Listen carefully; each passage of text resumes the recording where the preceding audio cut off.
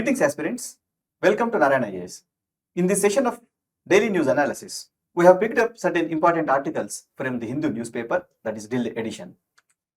The first article that we will discuss would be related to the unemployment concerns post-pandemic in Indian economy, which is there on page number 7 in the Hindu newspaper. Second, an uphill struggle to grow the Forest Rights Act. This has been discussed in the wake of an anniversary that we are celebrating with the passage of this Forest Rights Act, which is there in Hindu page number 6. The third article would be related to this issue of over 60 who are feared dead as a migrant vessel which has been capsized off the coast of Libya, according to this UN International Organization for Migration, which is there on Hindu page number 2. Then we have picked up one person, one vote and one value in the wake of this Constitution of Delimitation Commission, which is there on the page number 7 of the Hindu newspaper. And then this era of CRI-SPR therapeutics, which is here. What can we expect is an article to deal with the basic prelims related information related to this new genome related technology, which is there in the Hindu Science on page number 11. Moving to the first article, we'll do this. Unemployment remains a concern post-pandemic. This is important from GS3 mains point of view relating to the condition of unemployment or the exclusion of unemployment in Indian economy. What is the context in which this has been published and this has been debated? We know that there was a security breach in Parliament few days back, and the alleged perpetrators of this action were mentioning that they were discontent over the prevailing unemployment and the inflationary situation in Indian economy. Moreover, on a timely basis, we know that the National Sample Survey Organization, NSSO is what we refer to in short form, releases what is referred to as the Periodic Labour Force Survey. This Periodic Labour Force Survey takes stock of the employment-unemployment situation in India, and for the current financial year, it has been released. So it is timely that we debate over and look into the issues related to the unemployment and employment situation in Indian economy. Looking at the previous year question, there was this question in 2022. This was seeking to know about the management of inflation and unemployment such that the state can serve the poor and the underprivileged sections of the society. So this has been asked from the perspective of social justice. Moving on, there are three fundamental concepts which we have to know in order to clearly deliberate over the prevailing condition of unemployment and employment in Indian economy. The first such concept is referred to as the labor force participation rate. The second concept is the unemployment rate, and the third concept is the worker population ratio. Now, what is the basis on which these three measures are being considered? We know that these are measuring what is referred to as unemployment and employment in situation in Indian economy. We have to keep in mind that unlike any developed economy, we will have two fundamental conditions. One condition is that we don't have the organized labor market. We don't have the organized labor market, by which it means that whoever is graduating or whoever is coming out of his studies and looking for a job, we don't have any organized platform to look into this particular data. Second, as a consequence of this lack of organized labor and also because of the structural nature of the Indian economy, we know that we are dominated by what is referred to as informal sector. These two conditions have to be kept in mind before dwelling upon these particular concepts. Third, we have to also make sure what actually labor ideally mean. When we are referring to what is referred to as periodic labor force survey, we are focusing upon this particular expression referred to as labor. Labor ideally mean the realization of one's potential in order to meet one's own needs and wants continuously. I repeat, It is all about the realization of one's potential, which is in an irreducible manner, which cannot be reduced at all. Realization of one's potential. It is in this context, if you look at the ideal way of measuring any employment or unemployment, then what it has to be can be deliberated. Having known these three fundamental concepts, we will now look at how these measures of unemployment and employment have to be understood. Look at this first, labor force participation rate as a measurement of employment or unemployment condition in Indian economy. It simply states that it includes both unemployed and employed within Indian population. So the labor force is a representation of total number of people, which includes those who are employed and those who are unemployed, and their representation within the total population of India. Now, when you are referring to what is referred to as unemployed, we must keep in mind one fundamental fact. Unemployed here refers to those who do not have any kind of employment, plus there is an added condition to define unemployment, that they were or they will be looking for job actively. So the active search for work is the basic condition that has to be satisfied in order to conclude that a particular individual is unemployed if he is not having any amount of work that is productive or gainful for him.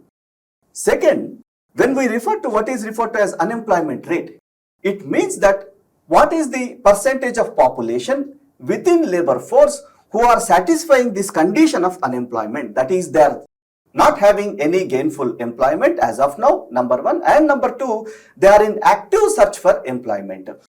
Number three, when you refer to what is referred to as worker population ratio, we are also looking at the percentage of employed amongst the total population. So within the total population, how much of the population are employed for defining this worker population ratio as a measure. So as you see that they are trying to give certain nature of employment and unemployment in Indian economy. Till now, it is so good.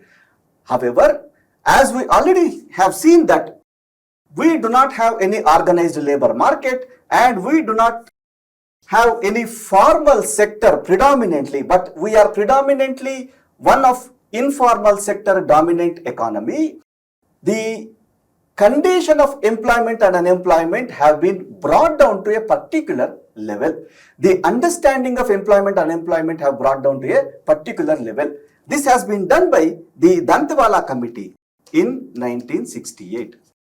Looking at the nature of informal sector, they said that we will calculate this unemployment or employment based on what is referred to as status. This is very, very important. When you are referring to what is referred to as status, you are referring to two fundamental things. One, you are taking into consideration the time period for which you are having a kind of gainful work or not having any kind of gainful work. And number two, what you are trying to ascertain out of it. What is the nature of employment or unemployment that you are ascertaining out of this? Based on this reference time period, Dantewala committee has given two types of unemployment or employment that can be measured in Indian economy. One is referred to as usual principal plus subsidiary status. Usual principal plus subsidiary status. This is on the basis of long time reference period, which is 1 year.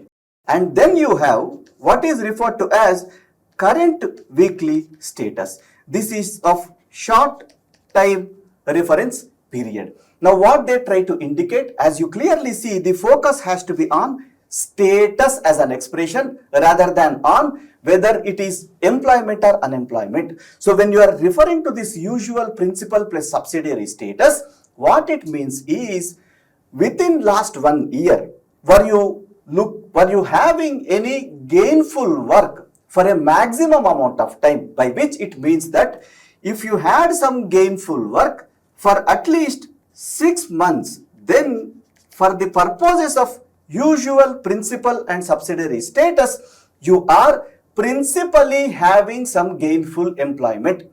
On the other hand, within this long-term period time reference of 1 year, if you were employed for at least 30 days with some gainful employment or gainful work which was giving you some income in return because of that productive work, then we will refer to this as the subsidiary status. Now you look at this from the organized labor markets, where you find that unemployment and employment are measured not in terms of status, but in terms of how a longer period they were having productive work for a prolonged period in a one particular mandate, that is within 24 hours.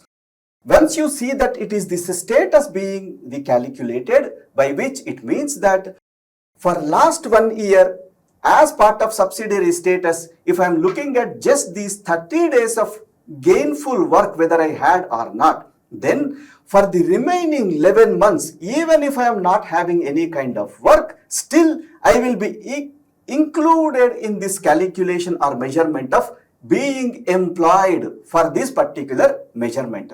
So status here is referring to for how many days within this 1 month in the entire 1 year period one is able to find a gainful employment.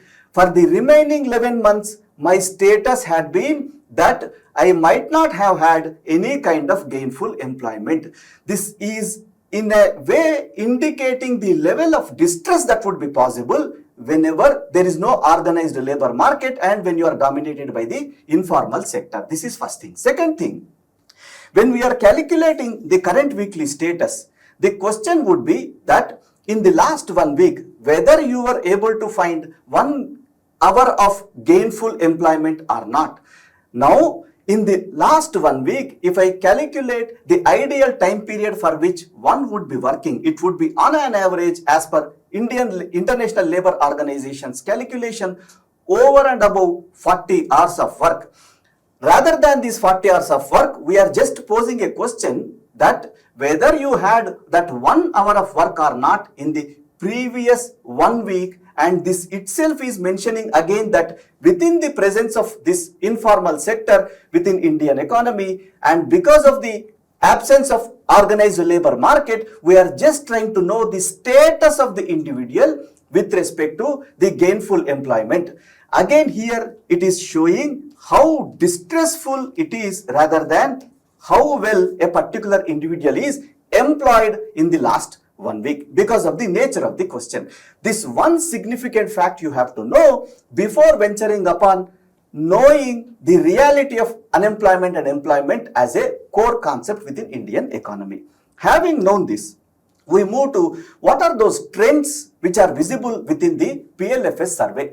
If you look at this particular data, there are number of ways in which this can be interpreted. Let us look at the official data that has been published in PIB and we will see certain configurations that are possible. As you see here, from 2017-2018 financial year, when it has started, we see that this rural employment in terms of this usual status, principal status and subsidiary status for the persons aged 15 years and above has gradually increased. One must take a caution here that from 2017-18 financial year to 2019-2020 financial year, economy was gradually slowing down, and in 2019-2020 financial year, it has marked a growth rate below 3%, yet you find that there is improvement in the employment situation both in rural areas, in urban areas and across the Indian subcontinent or Indian economy. This indicates one particular fact.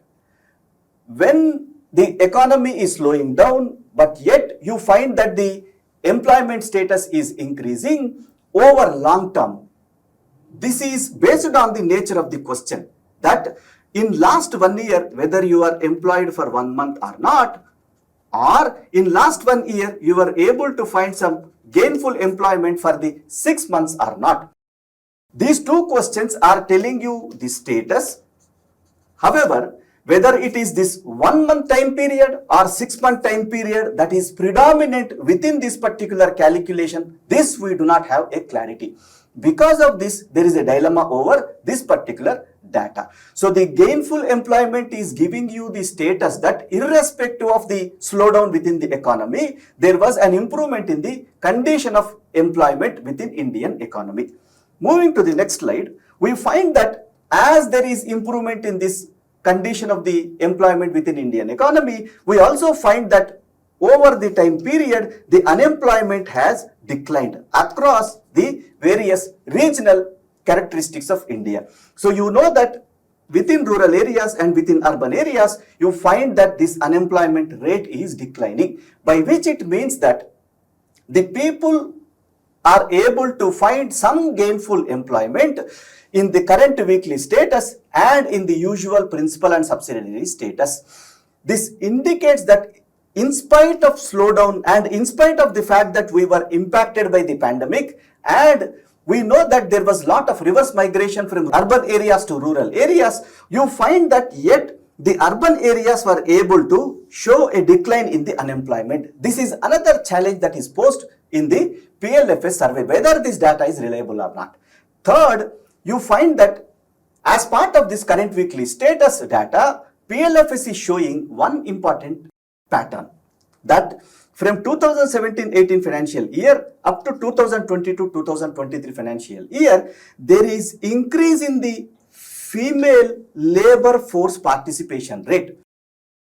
Given the nature of structural rigidities that Indian economy has in the form of patriarchy, this is interpreted in such a way that the participation of females in the labor force, and if it is increasing in spite of the fact that there is slowdown in the economy and post-pandemic there was distress within the rural areas and urban areas, this indicates that there is an increase in the distressful employment, which is when there is an increase in the female labor force participation in the entire labor force participation rate. This had been the pattern that has been observed across the economies, whether it is developing or developed, and it is more pronounced in the developing economies. This is one important fact that we have to keep in mind.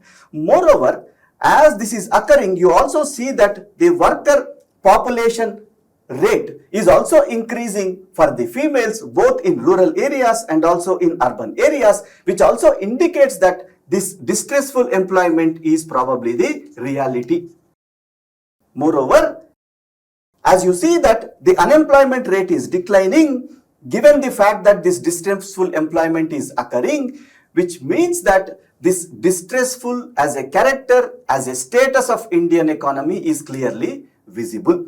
This establishes the fact that there is a level of gainful activity. However, what sort of gainful activity is what it is missing as a logic, whether it is principal status or whether it is subsidiary status, that has to be clarified. Number two, as part of this gainful activity, when we see that in the current weekly status, there is higher participation of females in the labor force participation rate, then it means that it is a distressed employment. Number three, the data is not giving us whether there is any discouraged unemployment or not, because whenever there is slowdown and whenever a particular individual is unable to find or search a meaningful job for his particular return in terms of income, then the possibility had been that he will discourage himself to move out of the labor force. The data is not showing these particular patterns. Number four, being out of the labor force, if it is not represented, then we will not know how far this increase in the worker participation rate or how far this decline in the unemployment rate is actually because of this out of the labor force as a factor for its emergence as a pattern. It is this aspect that has to be kept in mind as the problematic or the concerned aspect of the employment and unemployment data that has been published through PLFS survey. Moving to the next article, we'll do an uphill struggle to grow the Forest Rights Act. This article has been published in the Hindu on the occasion of anniversary of passage of the Scheduled Tribes and Other Traditional Forest Dwellers Recognition of Forest Rights Act 2006 on the same day in 2006.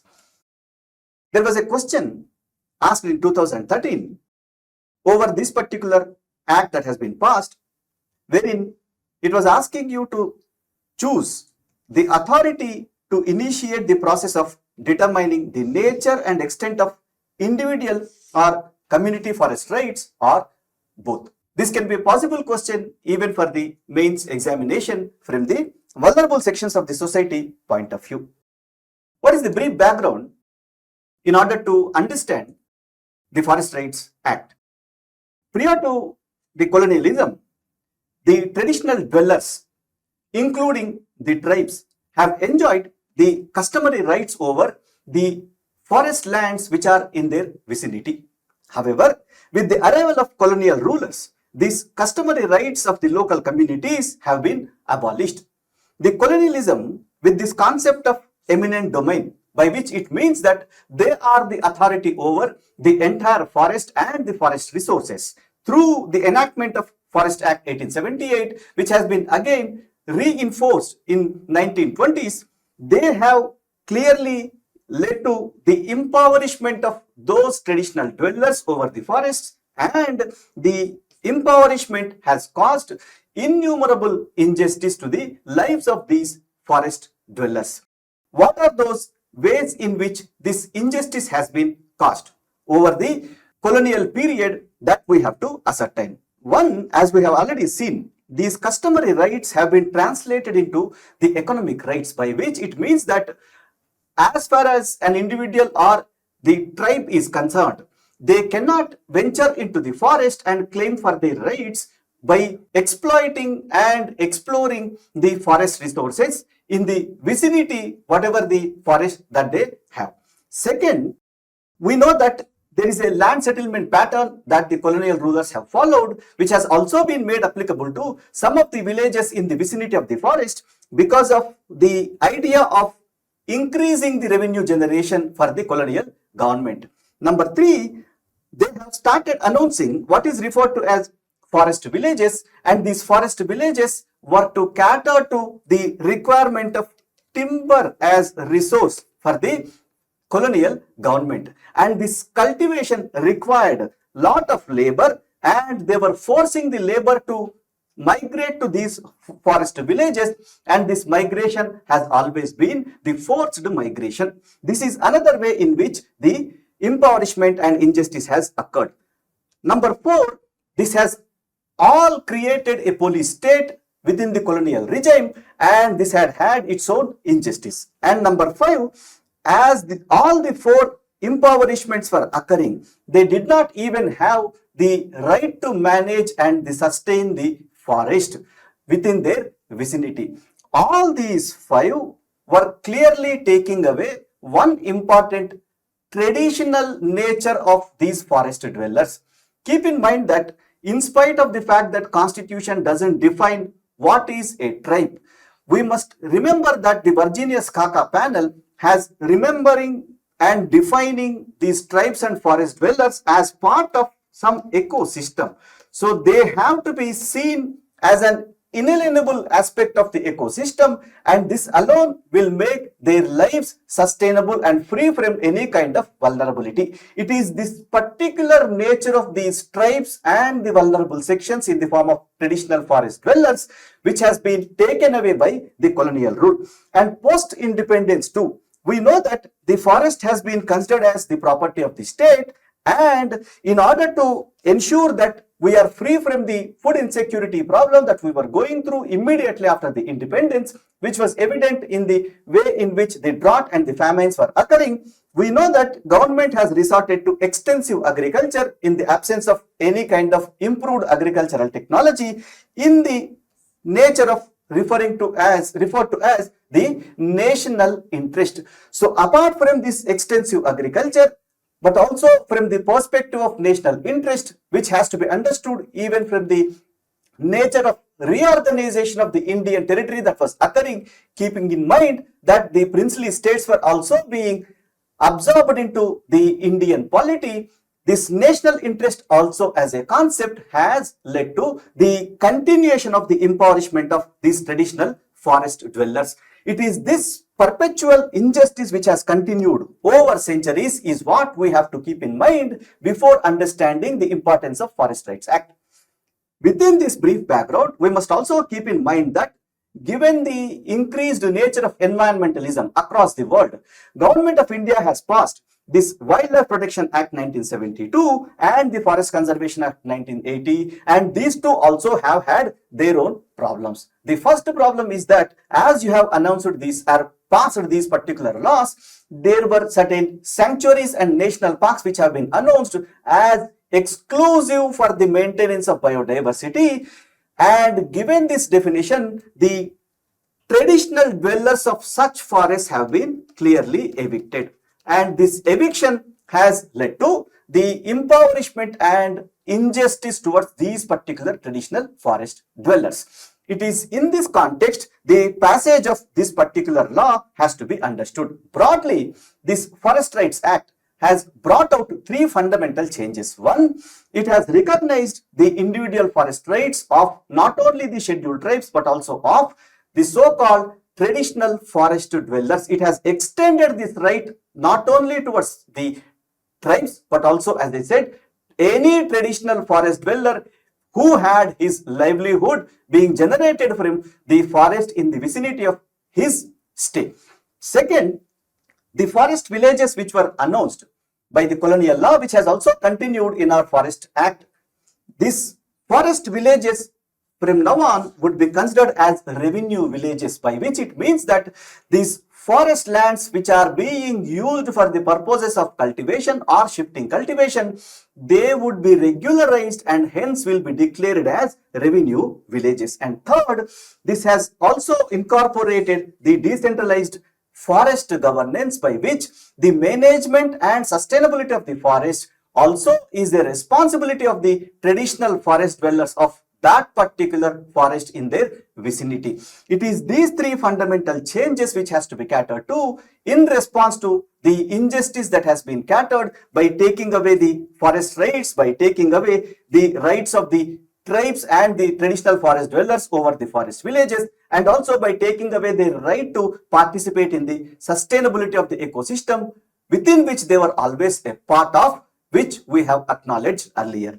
It is these particular changes which have to be considered from the perspective of Forest Rights Act. However, in the implementation, there are certain distortions. It is these distortions which have to be addressed. The first such distortion is the innumerable delay that has been noticed by the Virginius Haka panel, which said that the traditional forest dwellers are not being given with these customary rights towards these forest lands, considering that it is being treated as encroachment by the forest authorities. Second, the other correction that is needed is this colonial mindset of the forest bureaucracy.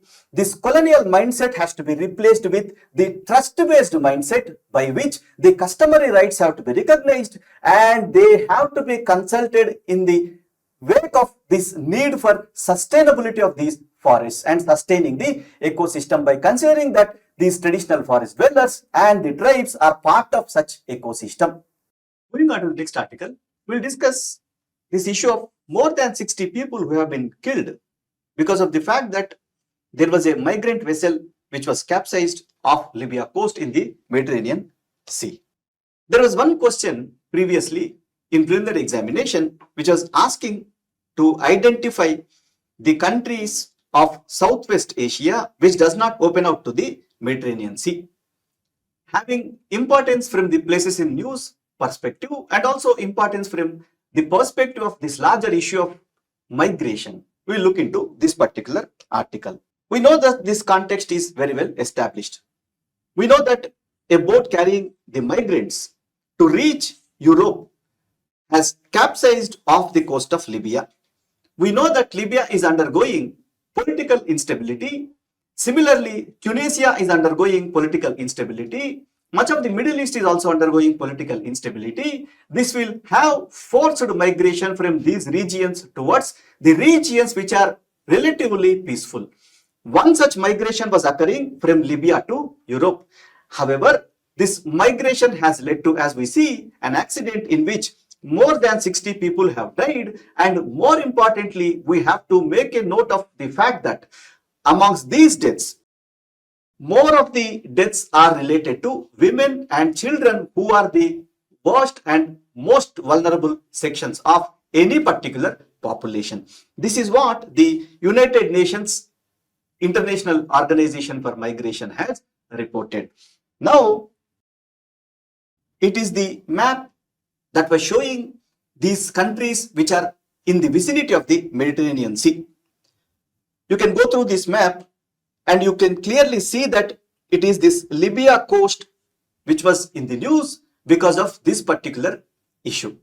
Now, what is this UN International Organization for Migration? And second, what conceptually migration is? You have to keep in mind that migration has been a phenomena for any particular living organism when there is an understanding from the perspective of ecology. Ecology says that there are two fundamental reasons why the migration would naturally occur. One is the nature of biological needs, and the second one is the search for security. It is this which leads to migration from one ecosystem to another ecosystem. However, with respect to human population, what we see is the migration is more of civilizational aspect rather than an ecological aspect. As part of this civilizational aspect, the man would be looking for a better living, and hence migration for the purpose of such better living, in search of good education, in search of upskilling, in search of a better employment, he would be migrating. However, in the current scenario, as you saw in this particular news, the migration was not deliberate, but it was forced.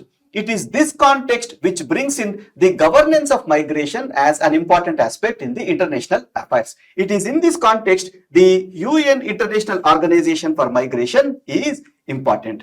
Having established in 1951, the UN International Organization for Migration looks at the three fundamental aspects of migration. One, the migration has to be safe. And two, the migration has to be secure. And three, the migration has to be very orderly. By the way, what is the definition of migration as part of understanding of this International Organization for Migration? There is no precise definition for this aspect of migration. I repeat, migration has not been defined in international law. Having not defined migration, there is a way in which the understanding goes. Being a resident of or a citizen of one particular nation state, you might have migrated to or moved to another nation state. Now, rather than being a citizen of that particular nation state, you are now a resident of that nation state. Given the particular context in which we are discussing this article, we know that the migration is occurring rather than in an inorderly fashion, in an insecure fashion, and in an unsafe fashion, because of the civilizational aspects of, or the negative connotations of civilizational aspects of war, conflict, and internal displacements. As these are leading to such migrations, you are seeing this phenomena of deaths and disabilities caused by such migration.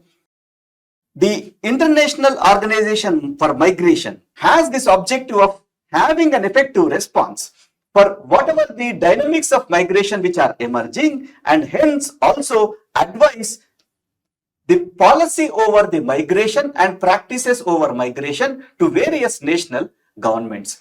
And in this particular context, this International Organization for Migration has brought in what is referred to as Strategic Vision 2019-2023. This strategic vision connotes three important pillars. One important pillar is the aspect of resilience. Whenever there is such an emergency which is emerging, as you saw in this particular context, the IOM has to look for the pattern of such migration and hence connote long-term and holistic approach to such emergencies as a response. As we have also seen that IOM was actually asking Israeli government to immediately stop war over this Gaza Strip, such that the relief and the rehabilitation efforts that have to be taken up by the IOM as part of this disturbing migratory pattern that has emerged off the coast of Mediterranean Sea can be taken up. Second, we also know that the pillar of mobility is being concerned. And in this pillar of mobility, they look at the migration patterns in which they see what sort of destination that is being selected, identify the individuals who are choosing such destination, and three, what are their entry points, for how long and duration this stay is continuing by these residents in these particular nation states to which they have arrived, and three, what can be the possible safe return and pattern for such safe return. It is this mobility as the second pillar that it is considering. Third, there is aspect of governance in which the cooperation of the national governments is required. It is in this context they have arrived at a global compact through which it is able to help governments, it is able to advise governments to enhance their migration governance and provide assistance to these migrants. Whenever there is this possibility of statelessness emerging to someone who has migrated forcibly from his nation state to some other nation state, either because of conflict or otherwise, such forced migrations have caused lot of distress and disability and death to such migrants. It is in this context we have to learn this important international organization. Moving on to the next article, we'll do this one person, one vote and one value. This article is important from the perspective of GS2 mains, wherein the electoral reforms and issues and challenges related to the delimitation can be important topics. There was one question in 2019. Individual parliamentarians' role as the national lawmaker is on a decline, which in turn has adversely impacted the quality of debates and their outcome. What is the context in which this topic actually has been debated? Keep in mind that India being a liberal democracy and also being a republic, we know that the general principle of equality that has been established through Article 14 is being exercised in the form of what is referred to as universal adult franchise. We know that Article 325 has guaranteed this to every adult who is above 18 years of age.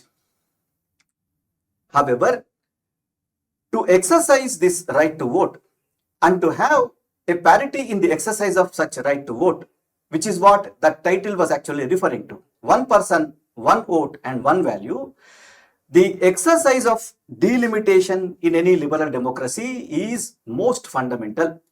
This exercise of delimitation, which is pending because of the limitation in terms of the time period that has been included into the constitution, which is 2026, and also the fact that the new census figures have to be incorporated for this new delimitation that has to be done. This issue is being debated. What is the importance of the delimitation? We know that this delimitation will redraw the boundaries of the constituencies. However, this redrawing of boundaries of constituencies have to keep in mind two fundamental factors. One factor is how the qualitative dilution of vote will be undertaken, and two, how quantitative dilution of vote will be undertaken. This dilution as an aspect is referring to how well the Delimitation Commission, through the act of redrawing of the boundaries, which is what referred to as delimitation by definition, is bringing about parity in terms of value of vote that every adult is going to exercise as part of his universal adult franchise. We have certain constitutional safeguards that are available for this act of delimitation. First of all, as per Article 81 and Article 170, with respect to the territory of India and also with respect to respective states that we have in India, the delimitation has to be done by keeping in view the factor of population. By considering the demographic characteristics of Indian population, we have to keep in mind that both the Lok Sabha and also the State Legislative Assembly constituencies must be redrawn. For this, the ratio of the population for the Lok Sabha and state legislative assembly constituencies must more or less remain the same. This brings in what is referred to as the parity in the value of the vote quantitatively. Second, qualitatively, by redrawing the boundaries in such a way that there should not be any possibility for one chunk of population to choose the representatives that they want, irrespective of whatever the voting pattern that you see from the other chunk of the population within that constituencies. Both of these would be possible through this act of delimitation. That's what Article 81 and Article 170, by considering this demographic factor, are able to do. Second, Article 327 has mandated the Parliament to enact what is referred to as Delimitation Act. Delimitation Act. This Delimitation Act will incorporate what is referred to as Delimitation Commission, which has to function independently while redrawing these boundaries of the constituencies. In order to do this, it will always be headed by a judge of the Supreme Court. Now, what we see is that Parliament, while enacting this Delimitation Act, it will try to incorporate certain terms and conditions. The Delimitation Commission must keep in mind these terms and conditions while redrawing the boundaries. Now, what is the significance of this? When terms and conditions are mentioned, there are twofold importance that emerges out of this. One, while taking into consideration demographic characteristics, the Delimitation Commission must take into consideration certain demographic sections of the society that might be excluded while redrawing the boundaries, or whose value of vote might get degraded or devalued because of the redrawing of the boundaries. For example, the elderly population, or those who are referred to as differently challenged population. When the terms and conditions are mentioned, they must be in such a way that these terms and conditions are catering to the possibility of including even these sections within the calculation of the value of vote. The second factor to be kept in mind is that these terms and conditions must also bring about parity amongst various other factors such as regional imbalances. When you see that the population dynamics of one particular region is in contrast with the other particular region, these regional imbalances in terms of demography must be catered to when redrawing of constituencies is done, such that these regional imbalances are addressed. The Article 330 and 332 also talk about representation for certain other vulnerable sections in the society, which are referred to as scheduled castes and scheduled tribes. The Delimitation Commission has to keep in mind these constitutional provisions. Till now, there were 4 occasions on which these delimitations were carried out: 1952, 62, 72, and then in 2002. We know that in 1976, given the fact that the population explosion was continuing, however, the population explosion which continued has led to certain divergence regionally, wherein for certain regions the population was still growing, however, for certain other regions the population started diverging, showing a pattern of divergence from the national average. For example, the states like Kerala, Tamil Nadu or Karnataka have shown this pattern, whereas the states such as Bihar and UP have continued with the pattern of population explosion.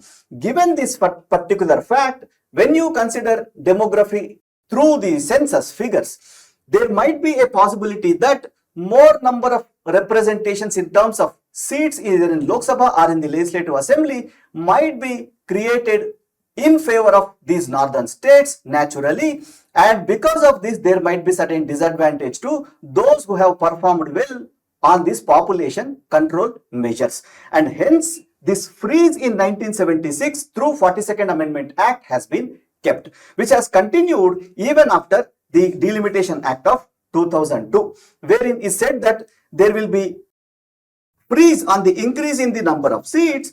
The adjustment of the boundaries of the constituencies will be based on the same population figures of 1971.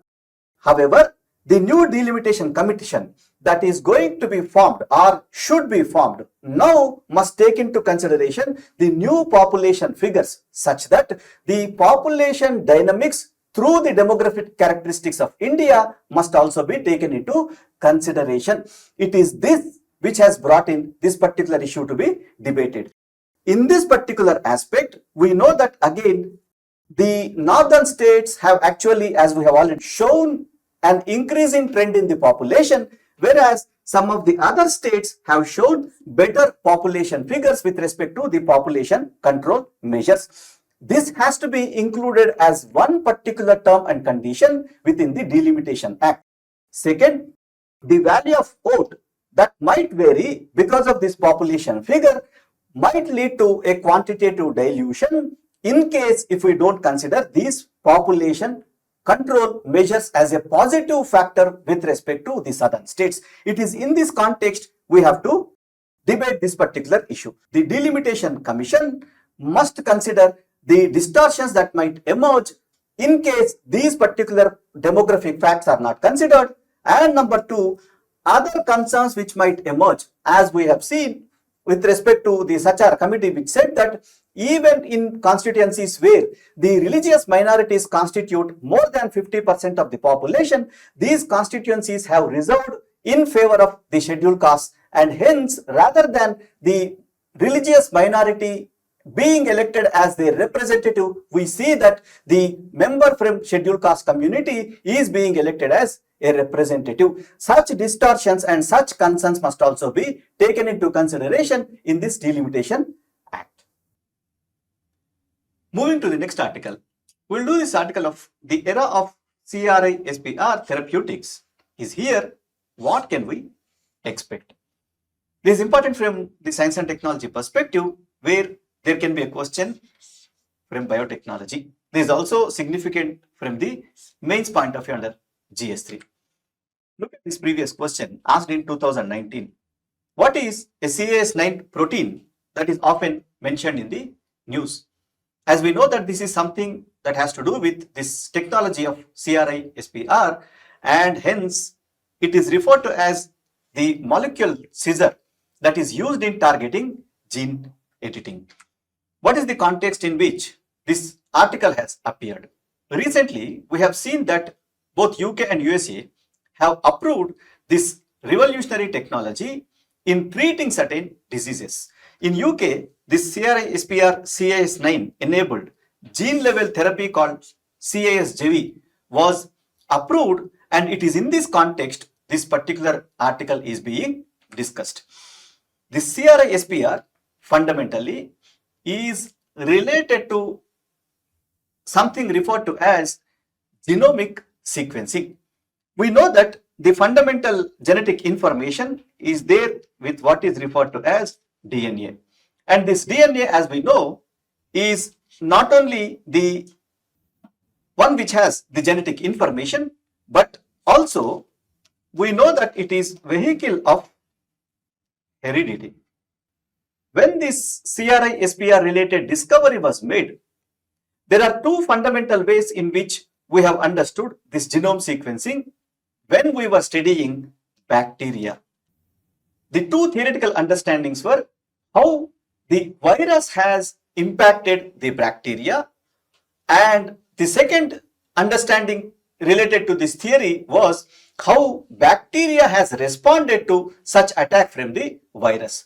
The impact of virus over bacteria has led to our understanding of what is referred to as recombinant DNA technology. On the other hand, how the virus has impacted and what was the immunal response from bacteria. This is what has led to our understanding of the present topic referred to as CRI-SPR.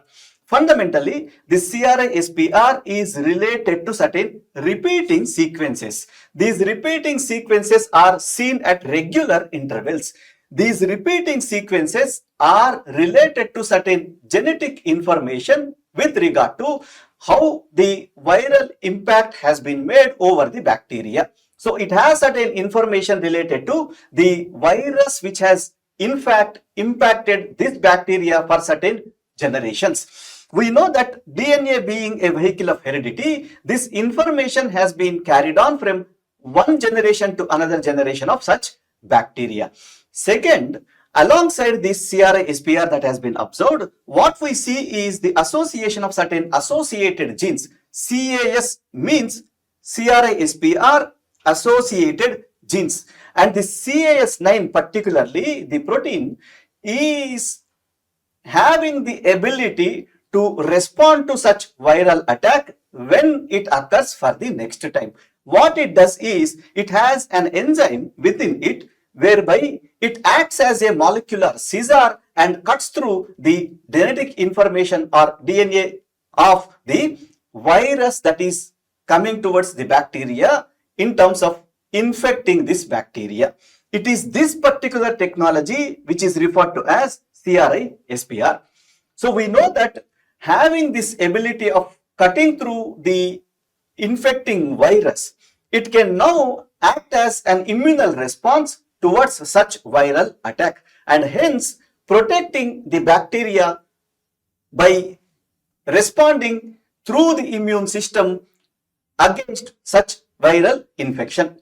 Now, this has widespread applications in medicine. This is what we are seeing in terms of this breakthrough approvals that we are finding. So, the approval of the CASJV in order to treat this sickle cell disease or beta thalassemia, which is a blood related disease, in fact are genetic diseases, and here this technology can be used in order to cut that particular genetic information which is leading to such diseased conditions, whereby replacing it with another synthetic gene that can correct this particular situation. Second, this can also be used in the treatment of cancer, whereby specific genetic mutations can be targeted for more effective treatment of these cancer patients. Third, in terms of certain infectious diseases, particularly the viral infections which act against one's immune response, these can be treated, and many other emerging strains of such diseases can also be treated using the CRI-SPR technology. And fourth, there are possibilities of treating many neurological disorders such as Alzheimer's and Parkinson's. Apart from this, we also have applications in the field of agriculture, where we have this target of doubling the farmer's income, wherein the crop yields can be improved by editing genes using this CRI-SPR technology, whereby we can give certain fixed amount of nitrogen to the plants, reducing this fertilizer dependence, wherein this import dependence can be addressed, saving huge chunk of foreign currency, and two, this also simultaneously boosts the yields in the agriculture. Along with this, we also can have certain varieties of plants in which there can be disease resistance as a feature at the genetic level, reducing the possibility of pesticide use and also creating the conditions wherein the crop losses are brought to the near zero level. CRI-SPR hence holds a lot of potential for the effective future for the human race. Having completed the discussion over all the articles, we shall now move to practice questions. Take this question. It's about the delimitation of constituencies. The first statement says that it is the Union Executive which constitutes delimitation commission based on the executive order once in every 2 decades. As we know, this is a false statement. Second, the order given by the delimitation commission are subjected to judicial review. This is also a false statement. Hence, the answer being D. Move to the next question. It's about the International Organization for Migration. The first statement says the International Organization for Migration is a specialized agency under UNO. This is the right statement. Then the second statement says UNIOM has the powers to take strict actions against those countries who ill-treat migrants. We know that this is a false statement. It doesn't have such powers. Number 3, the Nile River drains into the Mediterranean Sea. Geographically, this is true. And fourth, Mediterranean Sea to its west is connected to the Atlantic Ocean through the Strait of Gibraltar, which is also true. Hence, the answer has to be D. Move to the third question. Consider the following statements regarding the Forest Rights Act. The first statement says the Act provides for the recognition of individual as well as the community rights of forest dwellers over the forests in their vicinity, which is a true statement. Second, the Gram Sabha is the authority to initiate the process of determining the nature and extent of individual forest rights, which is also true. Hence, the answer has to be C. Move to the fourth question. Consider the following statements regarding CRI-SPR CAS9 technology. The first statement says CRI-SPR CAS9 is a technique used for altering specific segments of DNA, which is a true statement. Second, it utilizes a bacterial protein called CAS9 to act as molecular scissors such that it is guided by the programmable RNA sequences, which is also a true statement. Hence, the answer has to be C. The fifth question is with regard to the unemployment scenario in India. The first statement says unemployment in India is measured through the usages of parameters like usual principal subsidiary status and current weekly status. As we know, this is a true statement. Second, unemployment rate according to PLFS 2022-2023 has fallen gradually from 2017-2018 financial year to 2022-2023 financial year, which is also a true statement, and hence the answer has to be C. Let's move to this practice mains question. The question is, what are the concerns related to the measurement of unemployment in India? Critically examine.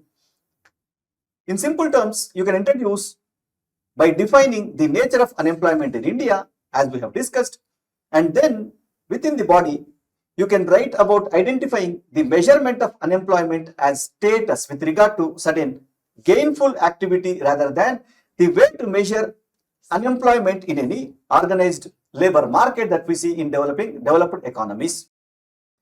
Second, you can also write about identification of prevalence of informal sector within a developing economy such as India and how it has impacted the measurement of unemployment scenario. Then you can also write about the adverse consequences of these two fundamental conditions of Indian economy being a developing nation. Then in conclusion, you can write about emergence of organized market as a way forward, wherein it simultaneously also tries to address the prevalence of informal sector towards the emergence of formal sector in place of it. This is the end of the session. Please do like, share and subscribe to Narayana IAS channel. Thank you.